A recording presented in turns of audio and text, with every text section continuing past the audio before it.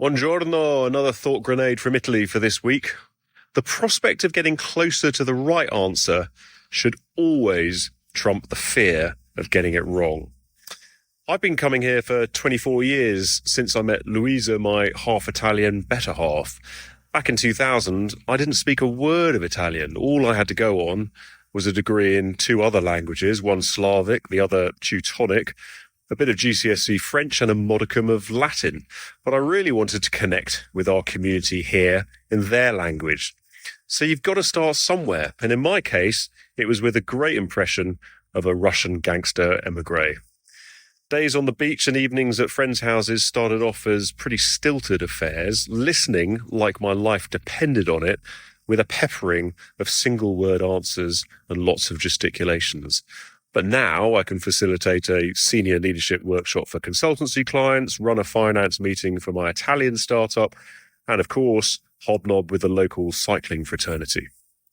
Now, an Italian colleague told me my Italian was acrobatico. I'm sure you can work out how that translates. What she rightly observed, though, was that if I don't know for sure how to say a word or phrase, I either find a way to say it another way or make an educated guess for the word I am looking for based on the resources I have, French and Latin. And of course, whatever Italian I might already have. As every linguist will tell you, the only way to make progress is by forgetting the fear of getting it wrong, because the chances are you'll make a pretty decent stab at getting it right, and people will understand what you're trying to say. Plus, my favourite interlocutors always do me the honour of giving me the right word in the process. And the same thing applies in all sorts of business contexts, especially in leadership. The first step is listening really hard and absorbing the facts and reality as they exist.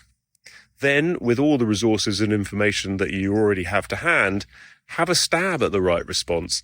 So much better to get 90% of the way to the right place rather than be paralysed by the fear of putting a foot wrong.